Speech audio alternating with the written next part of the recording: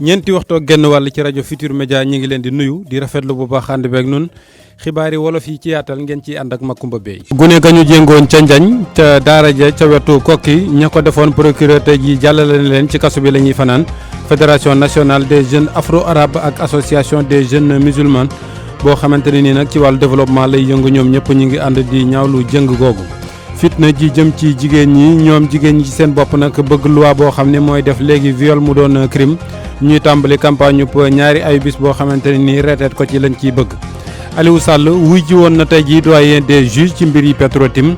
bi mu génnee nee na du wax tey jii la doon tëj nag ñi waroon waaxu di wuy ji foofee ci kanamu enquête bi. ñeenti téeméeri tonnes ak juróom fukk ci marchandise moo xamante ne nii dafa yàqu wala ne ñu ko defaree baaxul.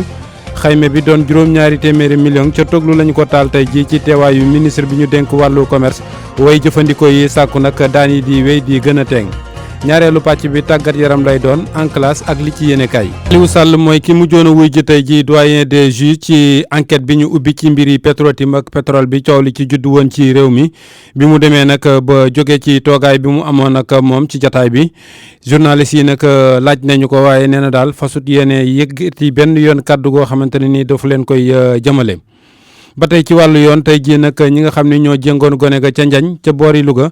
ca wetu kokki ñooñee nag am na ci ñoo xamante ne ni toll nañ ci juróom-benn daal nañ leen di jàllale bi leen procureur dégloo ca gox ba ba noppi la def lu ni mel mu doon lool nag kon mooy firndeel ni tey jii ci kaso bi la ñuy fanaan Abraham Paul Pouy. sëriñu daara Cheikhouna Gueye ñu koy wax Xaadim procureur jox na ko mandat de dépôt ci ay benn waxtu ci bëccëg gi procureur bi tamit joxaale mandat de dépôt. menuisier bi nga xam ne moom moo doon defar feer yi ngir ñu mën a jéng xale yi ak ñeenti waajur te ñaari jigéen bokk ci ñoom nag seen procès dinañ ko amal mercredi 27 novembre bile midi ginnaaw suba ñoom nag ñoo ngi leen di toppee fitnal xale bu ñu leen defeeree ci parquet bi nag seen mbokk seeni xarit ak yeneen sëriñu daara ñëwoon nañu bëri lool ci tribunal bu Louga ngir jàppale leen te di ñaan sax ñu bàyyi leen ñu fàttali gendarmerie bu Kokki dafa ubbi woon ab enquête ginnaaw bu ñuy partagé ay photo ay taalibe yi nga xam ne dañ leen a jéng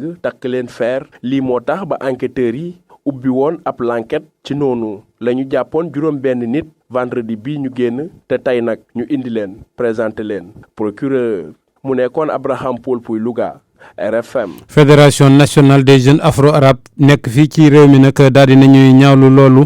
nga xamante ne ni mooy jëng gi ñu jëng gone gi ca daara ja président wu kuréel googu nag bëgg nag gouvernement bi daal di profité ci lii xew metti ñu bëree bëri daal di jeexal nag xeeti mettital yu ni mel Alaaji Bassirou Sow moom la ñuy déglu kon nag ci micro Anna Rocha. di ko naqarlu ba fu naqar yam parce que ñun jàppoon nañ la wax dëgg yàlla lii amatul ci Sénégal mais bu ñu demee ba di gis lii daf ñuy tiital yoon dafa war a def liggéeyam mais ñu gis ni état. chaque fois bu ci jëlee ay mesures rek du mujj fenn donc dañu bëgg état bi mu profité ci occasion bi mbiru taalibe yi ak mbiru xale yi nga xamante ne dañuy yelewaan ñu régler seen problème définitivement ñu ngi rafetlu rek jéego bi nga commencé am mooy dégg nañ ne sëriñ daara bi arrêté nañ ko dégg naa ne parents de taalibe yi aussi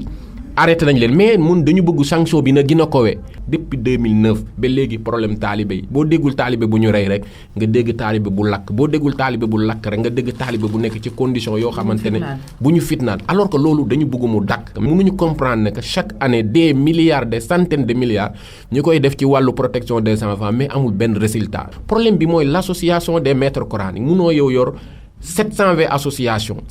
associations soxna si membre bu ne si association bi cotisé woon 5000 francs rek 5 membres yi loolu 3600 membres 18 millions la 18 millions daara boo ko def taalibe yooyu dootul welewaan affaire yi nañ ko waxtaanee di ci invité média bi ñu gën a enquête problème daara yi lan moo tax ba léegi solution mën a ci am beneen bi kilifa diine yi nañ ci wax actualité yi am ci wàllu politique ñi ciy wax ci wàllu yeneen ñi ciy wax nañu wax ci affaire u taalibe yi yelewaan nañu wax ci xale yi taxawaalu. mu nekkoon ay kàddu yu jóg nag ci wàllu xale yi ginnaaw bi xibaar bi tasaaroo tey ji nag ci lu ni mel la fanweeri minute ak juróom moo tegu ci ñeenti waxtu ci rajo Futur Média. pour man RFM mooy rajo bi gën a jege askan wi. RFM rajo bi jaamu seen soxla. journée mondiale bi nga xam ne ci la ñuy xeexee fitna ji jóg jëm ci jigéen ñi ñoom jigéen ñi seen wàllu bopp nag li ñu bëgg mooy gouvernement bi baral jéego yi ba lii di viol ñu daal di koy def crime mu dugg ci biir loi bi gën a metti ndax mu mën a delloo ginnaaw ñi nga xam ni seen xel da koy xalaat ñu fas yéene nag tabbi ci campagne ñaari ay bis boo xamante ne nii reeteet ko ci la ñu nar ak itam yee ci ñëpp ñoo xamante ne nii mën nañoo bokk ci xeex bi tey jii la woon ndaje mi ci suba Pape Balla Gueye. nañu bàyyi tekk-tekkaaral gi nañu bàyyi sàkku yi ngi sàkku jigéen ñi doon na ay bataaxal yoo xamante ne ñu ngi ko jagleel askan wi ngir daal di xeex lépp lu jëm ci mettital yi ñuy def ci jigéen ñi ak xale yu jigéen ñi lu tolloog juróom-ñaari téeméer ci ay jigéen yoo xamante ne sàkku nañ leen suñu sukkandikoo ci ay rapport yoo xam ne am nañ ko ci atum 2018 ak 2019 bi lay Abi Diallo mi nga xam ne moom moo jiite association des juristes yu Sénégal yi nag jamono ji kontaanul dara ci yéex-yéex yi nga xamante ne nemmeeku nañu ko ngir daal di amal loi bi xeex lépp lu jëm ci wàllum viol yi lay ndaxte ñiy désister li tax ñuy désister ñu ngi koy analyser di ci jéem a def saafara am na ñoo xam ne dañu bëgg désister parce que ki koy def moom moo leen yore buñ ko yóbbee kaso dañ naan ñoom fu ñu jëmati ku leen di yore wala ku leen di wala ñi ko def ay mbokk yu jege lañu dañ leen war a suturaal dañ leen war a sagal ndax boo bàyyee kii def loolu ci kër gi wala ci société bi yàq-yàq bi dafay continuer. mu ñëwoon teewal jëwriñ jor wàllum jigéen ñi ak njaboot gi docteur Fatou Ndiaye Deme moom nag li mu xamle mooy faw rek ñu daal di gën a yokk sensibilisation bi ngir daal di mën a gunge projet de loi gile moom moo nekk directrice de la femme ak protection groupe vulnérable yi lée lii ñu toog fi di wax mooy ñun dañoo tàmbali déjà di xalaat plan d'action la mais du yem rek ci acteurs yooyu foog naa ne affaire violence moom foog ñu boole ci léegi problème famille ndax boo leen seetloo fukki ak ñeent yi nga xam ne moom la ñuy wax genn wàll gi yëpp ci ay biir néeg la. lu tolloo fukki fan ak juróom benn yoo xam ne moom la ñu nar a amal ay campagne ngir daal di ñaax askan wi ci li mën a tukkee ci sàkku yi ñuy sàkku jigéen ñi ci biir réew mi AJS ak ñi nga xamante ne ñu acteurs société civile yi jamono ji ñu ngi xaar nguur gi ñu daal di amal loi yoo xam ne dina daal di jëm ci criminaliser yi li di viol ci biir réew mi. ñu wéy ci biir xibaar yi ba léegi ak courant bi nga xam ne nag yokk na démb xam ngeen ni Senelec génn nañ communiqué xam ne nag ni weer wi ñu dëgmal bu dee wa ca topp ca la ñu koy tàmbali téeméer boo jël jàpp fukk ca dinañu ko yokk ci facture yi léegi ci wàllu courant bi Cheikh Diop moom nag ñi muy àndal di liggéey ñi ci bëri nag ci wàll wi la ñu nekk muy secteur des hydrocarbures mu daal di ñaawlu bu baax a baax yokk googu tey jii ci ndaje moo xamante ne ni amoon nañ ko jëm ci wàllu pétrole ci teewaayu ministre ba nga xam ne moo ko jiite di ministre du pétrole ñu déglu Cheikh Diop ci micro Abdou Diouf Junior. ñun intérêt askan wi mooy suñu mission intérêt liggéeykat yi mooy suñu mission ba tax na bépp yokk-yokk bu nga xam ne war na am ci réew mi syndicaliste mënu ci ànd waaye yokk-yokk ak àdduna ñoo ànd mais ni muy demee la ñu mënul nangu ñu ngi négocier augmentation de salaire généralisée ci secteur privé ñu ngi négocier réforme yi nga xam ne moom la ñu war a def ci convention collective nationale interprofessionnelle pendant que ñuy négocier loolu négociation yi bloqué ñuy wax waxu yokku loolu la syndicat yi mënul nangu syndicat yi dañu wax ne pouvoir d'achat liggéeykat yi bu àdduna dee dox na dox loolu mooy tax ñuy laaj augmentation de salaire te augmentation yooyu dinañ ci xar suñu tànk tubéy ba ñu conclure ay accord pour que képp kuy liggéey ci secteur privé nga am augmentation dinañ ci xar suñu tànk tubéy pour que convention bi nga xam ne convention obsolète la daanaka dépassé nañ ko ñu réactualiser ko taux d'indemnisation yooyu yëpp ñu réactualiser ko ba mu nekk convention bu jàpp ni loolu bu ñu ko deful bëgg a yokku yaakaar naa dina indi jafe-jafe ci organisation syndicale yi te loolu duñ ko mën a nam ñu ngi négocier augmentation de salaire yi négociation yi bloqué na ñu ngi daje suñ biir pour xool naka la ñuy war a def diggante bi patronat bi woote nañ semaine bële passé ñu ngi waxtaan war nañ reprendre négociation yi processus boobu tant que yeggul ñun dañu jàpp ne dañ leen a war a obligé ñu revenir à la table de négociation pour yeggale processus yooyu. tey jii ca Toglu lakk nañ fa lu toll ci 4 téeméeri tonnes ak juróom fukk ci loo xamante ne nii dañ ko naroon a jaay nit ñi lekk ko te warut a dem gimiñ ministre du commerce te woon ndaje mi ñu ni lañ lakk yëpp ku ko xayma woon jege na milliard ne toll na ci juróom-ñaari téeméeri millions ñee fa nekkaloon consommateurs yi nag di sàkku daan yi di gën di teeng saa su ne ndax lu ni mel nag di gën ci di doon ngëneel ci way jëfandiku yi ñu ànd ceeg Abdou Diouf Diagne. bokk na ci produit yooyu nga xam ne lakk nañu ko te doomu aadama wuru koo jëfandikoo meew boisson ay saf-safal ay keesu tamaate ak 4 tonnes ci wàllu garab lim bu takku bi sax tax nag ba jëwriñ ji nga xam ne moom la ñu dénk wàllu njënd ak njaay Aminata Assome Diatta di sàkku ci askan wi nag ñu gën a ubbi seen i gët ñu gën a bàyyi xel li ñuy jënd xool date de péremption yi te bu ñu gisee loo xamante ne jaarul ci yoon ñu mën koo yeggee suñu service jaaykat yi li ñu leen bëgg a wax rek moom mooy benn alal jaru nga laal wér-gu-yaram askan bi donc il faut ñu bàyyi xel bu baax ndax tey ji produit yi boo ko consommé mën na la lor day tax état li muy dépenser en matière de santé mu gën a bare mais bu ci ñëpp joxantee loxo rek non seulement dinañ économiser état dépense de santé yi nga xamante ne ci produits impropres yi lay jóge tengal bu baax daan yi nga xam ne dañ koy tekk jaaykat yi nga xam ne dara ñoru leen lu du seen poos gis-gis bi la Momat Cissé am moom la ñu toftal ci ki jiite ASCOSEN. alimentation bi war nañ ko xoolaat ba nga xam ne commerçant bi nga xam ne da nga maam lii mu def di ko jaay moo ko tey te poson la ci askan wi bu ñu ko dóoree amende wala ñu tëj ko ci bu boobaa keneen bu ko yëgee wala ki nga xam ne moo ko def dootu ko defati loolu lu ci am solo la boo duggee ci yenn barab yi da nga gis à 2 jours de la date limite de consommation ñu def ay promotion bu nu ko méngalee nag ak daaw limu produit yi nga xam ne lakk nañu ko te doomu aadama waru koo jëfandikoo daal di nay wàññeeku waaye nag loolu teewut jëwriñ ji nga xam ne moom la ñu dénk wàllu njënd ak njaay di sàkku ñu gën a dooleel la service am yi ngir ñu mën a amal seen liggéey ca na mu waree RFM Rufisque Abdou Diouf Diagne. jërëjëf Abdou tey jii ndaje mu mag ci wàllu wér-gu-yaram forum Galien ñu daal di koy jagleel daanaka réewi Afrique yëpp ñu daje woon nag fii ci Ndakaaru tey jii waxtaanee tolluwaay bi nag ci wàllu wér-gu-yaram ak jafe-jafe yi ministre d'État secrétaire général présidence de la République Mahammed Boun Abdallah Dionne moom mi jiite woon ndaje mi nag nee na supercalculateur bi léegi mu yegg si machine boo xamante ne ni dina tax ñuy xool boo xam garab yi di médicaments yi yu baax la wala déet te itam yeneen i ngëneel yu rëy làmboo ci muy machine bi ñu ngi koy xaar fii ak weeru décembre wii di ñëw Umu Kalsum li machine bii ñu ngi koy xaarandi décembre bii di ñëw machine nag dina may ñi nga xam ne ñoo di scientifique yi ñu testé garab yi ñu doon testé bu njëkk ci nit yi kii di Boun Abdallah Dionne di secrétaire général présidence moo ko xamle moom mi lee ngi encouragé sax ndaw yi ngir ñu gën a sóobu ci wàllum recherche ci faj mi. bu ngeen demee ba dégg ñuy wax machine boo xamante ne supercalculateur lay doon ci Afrique subsaharienne ngeen xam ne nag Sénégal am na bi gën a am solo ci biir Afrique genre machine yooyu nag dina tax ñu daal di mën di def ay simulation ngir daal di mën a saytu bu baax a baax garab yi nga xamante ne moom la ñuy defar. 1970 ba léegi nag fondation Galien bi mu ngi def ay compétition yoo xam ne day teg ay prix ngir jagleel ko ñi nga xam ne ñu gën a xarañ ci wàllum recherche ci biir ñaareel édition acteurs yi ngi wax ne rek dañuy joxe ay prix ñi nga xam ne ñoo gën a xarañ ci wàllum paj mi Michel Amada Sidibé nekk représentant ministre de la santé ci pays yi nekk ci CEDEAO. ci sama gis-gis lu am solo la ngir ñu daal di wax ci prix Galien bi lee nga xamante ne moo ñëw ci diwaanu Afrique te dafa ñëw waxtu woo xam ne bu am solo la Sénégal nag ci mbirum leadership dina tax ndaw yu bari daal di am yaakaar ne ëllëg dinañu daal di mën a am prix Nobel man nag li may wax mooy Afrique dafa bëgg di defar li nga xam ne moom mooy ay garab yoo xamante ne nag dina tax ñu daal di amal agence boo xam ne agence africaine de médicaments lañ koy duppee te loolee nag dinañ ci taxaw bu baax a baax. ci diirub ñaari fan ñi nga xam ne ñoo di panélistes yi dinañ weccoo ay xalaat ci anam yi mën a wàññee yenn feebar yi ay sàkkuteef nag amal nañ ko ci 2e édition bi lépp nag ngir mën a may dëkk Afrique yi ñu gën a xuus ci wàllum CSU ngir mën a sóobu ci ODD yi fii ak 2030 objectif ba nag li ko wund rek mooy ñu sóobu ci wàllum développement durable fii ak 2030. ñu daal di wax ci semaine bi nga xam ne nag moom lañ jagleeloon inclusion financière mooy fexe ba nit ñi seeni xaalis di jaar ci banque yi wala banqaas yi nga xamante ne ni moom la ñu sos nag ngir ñu war a def lu ni mel ba léegi xam ngeen ni des na jopp ci xeex bi ñoo xamante ne ni seen xaalis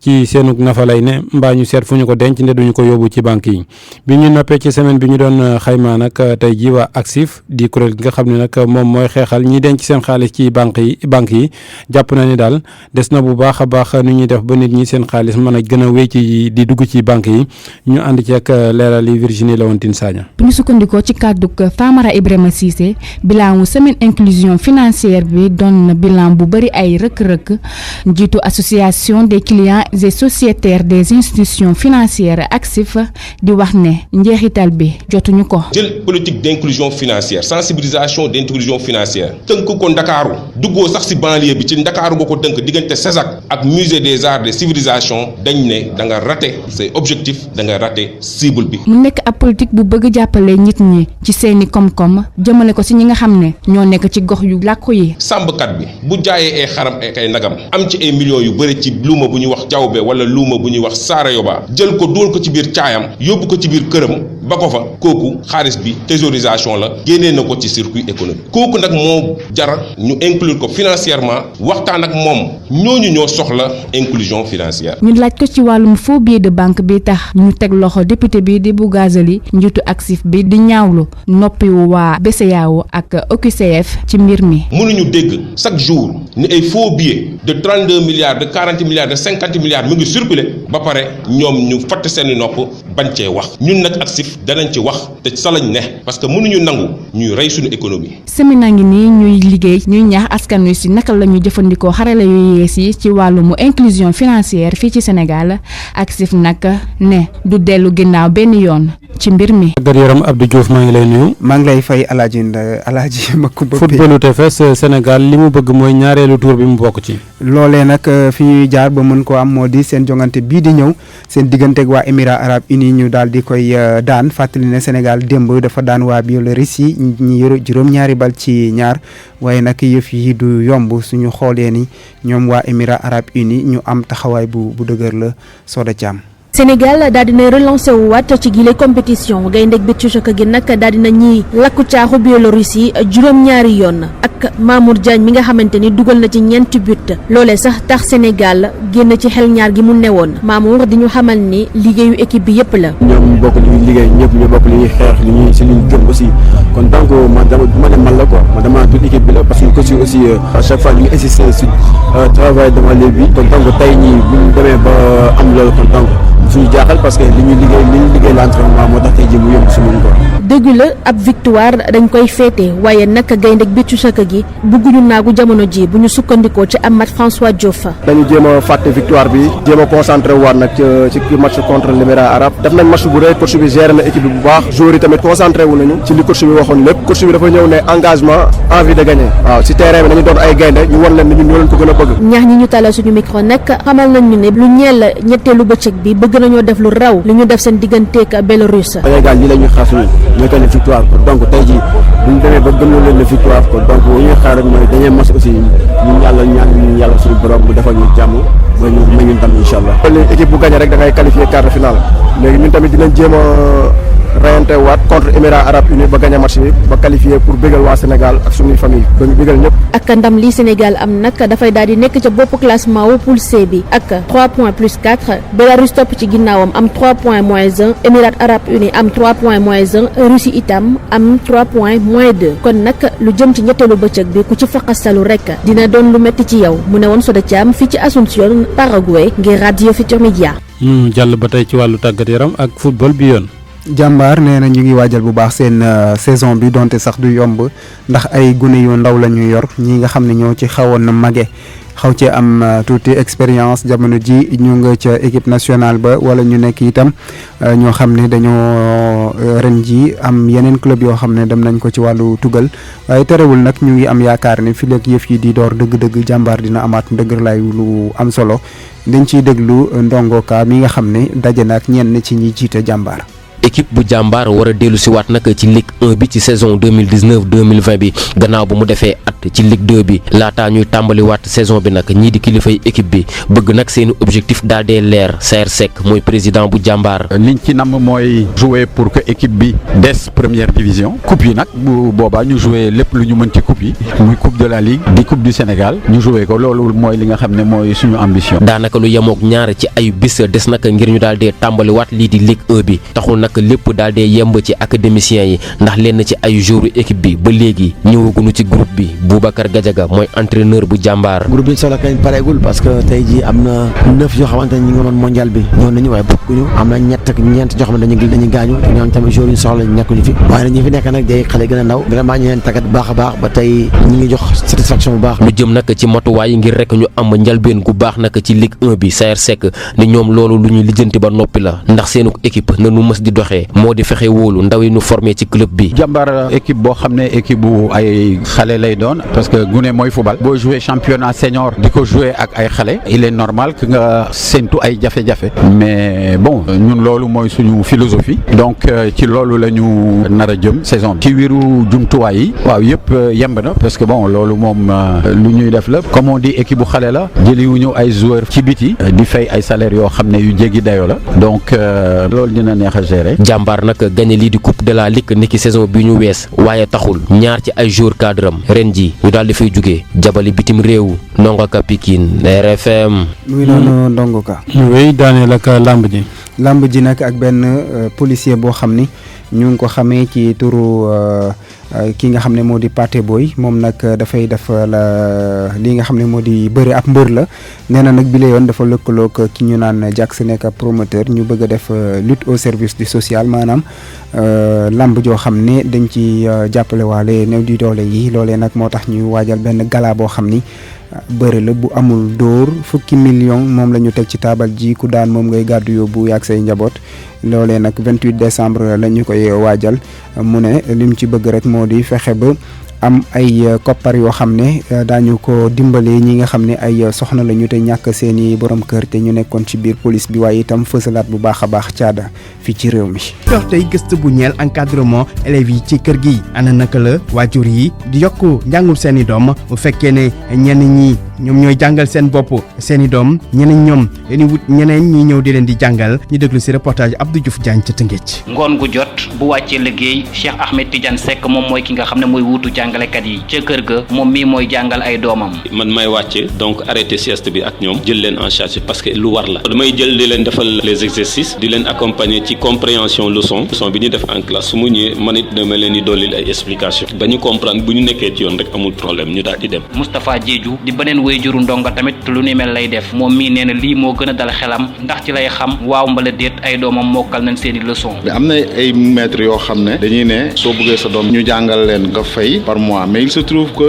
ci fay boobu da ngay gis maître boo xam ne day jël 50 élèves yow li nga doon namm ci sa doom doo ko am mun ma préféré ca la ma jot a xam ma jëm koo dugal sama doom yi te ba pare d'une manière bi nga xam ne daf may leer ni que dinaa xam ni que li ma ko jàngal nii dugg na ci boppam. wuuteeg ñaar ñu njëkk a dajeel Aline Badara Ndiaye moom dafa fay kuy jàngal ay doomam moom mi muy xam ne liggéeyam mayu ko muy toog di jàngal ay doomam. seen saa damay wàcc fekk samay doom tëdd presque xam nga yooyu doo man di nekk fi assuré lool jàngal xale moo tax ma dénkaan leen foofu dañ am na kenn kuy jàngal ay élèves yu bëri quoi dana xel kay parce que xale bi leen yor man xam naa xale bi quoi yàgg na ci lool noonu ci quartier bi ràññee nañ ko ci lool maintenant man tamit ak sama temps yenn saa dama siy jàpp man tamit en même temps parce que say doom moom mënoo leen bañ a jàngal tamit. fii ci Tëngéej nag waajur bu ne ak ni ngay jàppale say doom si seen wàllu njàng bu ñuy jëlee responsabilité di leen jàngal saa suñu nekkee ca kër ga ñette des ñoom dañoo fay ay nit ñuy amal boobu la liggéey. ban mooy anam bu gën bu ñu war a jàngale xale yi ci kër gi muy laaj bu ñu laaj expert consultant bi ci wàllum njàng di Cheikhou Touré. xale bi warul jóge école rek ñu continuer bëgg ko defal ay renforcement il faut que ñu xaar ba mu noppalu ba nga xamee ne attention mi yëpp dinañ ko am pour que ñu mën ko renforcer beneen bi mooy na ëpp moom lu muy jëf parce que léegi dañu nekk ci approche par les compétences donc looy jàng du rek loo xamee ne da nga koy réciter nii mais da nga koy jëf ba nga xamee ne da nga koy jàpp bu baax a baax di ko mën a jëfe feneen loolu nag day laaj ngay jëfandikoo ay jumtuwaay yoo xamee ne dana dugal li ngay gis dugal li ngay dégg dugal li nga xamante ne moom ngay bind parce que ñett ñooñu fuñ ko boolee xale bi day mokkal li nga xamee ne moom lañ koy jàngal. dañuy jeexal ak nemmeeku bi ñu nemmeeku ci tey école Kayre Ndaw nekk ca diwaanu Mbacké école boobu nag am na jafe-jafe yu mu jànkonteel lu ci mel ni ñàkk matériel ak table banc yu doy Marema Diop. ñu créé ko ci atum 1999 ci village bi di Kayre Ndaw école Kayre Ndaw 2 di màgg ànd ak taar boo duggee rek yaa ngi yam ci ay pavé ab décor bu rafet loolu ànd ak ay garab yuy taaral bërëb bile Saloum Mbaye di enseignant yor kàddu établissement bile. ndax en 1999 ñeenti classe a fi nekkan man bi ma fi ñëw en 2008 2009 4 classes moo fi nekk ak benn abri provisoire tey noo ngi si 12 classes dañ am comité bu dynamique nag ñuy ànd ak ñun si liggéey bi moo tax boo gisee école bi mel nii mu mel. ñi ëpp ci école boobu di fa jànge jóge ba Touba Mbacké ay déplacement yu métti nag waaye école bi daal di fàggu jëmale ci mbir boobu. on est à 787 élèves 29 élèves noo dëkk si village bi 765 yëpp noo ngi jóge Touba. transport noo ngi ko commencé en 2009 booba benn oto lañ yoroon fanweeri élèves ak ñett tey noo ngi si fukki oto ak ñett 787 élèves. école d'excellence la ndax kat Kayre Ndaw ràññi nañ ko bu baax a baax ci département bu Mbacké. 2012 ba 2019 chaque année duñ génn si les 5 premiers du département. moo ne de ñu ngi def ay jéego jëmale ci jàng mi waaye bis bu ne nag ñu ngi jannoo ak ay jafe-jafe. boo duggee si classe yi boo xoolee élèves yi ni ñu toogee 4-5 par table banc yéeme na am ay jafe-jafe si matériel didactique bi nga xam ni moom la enseignant yi soxla fii moom daf fi tumuranke lool boole ko élèves yi dañuy def la navette am na élèves yoo xam ne noo nga jógee ba jànnat di ñëw fii aller retour dañuy def ñeent fukki kilomètres ak nangam. bañ ko sampee ak léegi Kairé Ndao nag ñeent ci ay directeur jot nañ faa jaar. ñuy gërëm Marema Diop ak Abdou Diouf Diagne mbokk yi foofu leen yem yéen ci en classe dig daje altine bi di ñëw. COSYDEP moo leen di may en classe.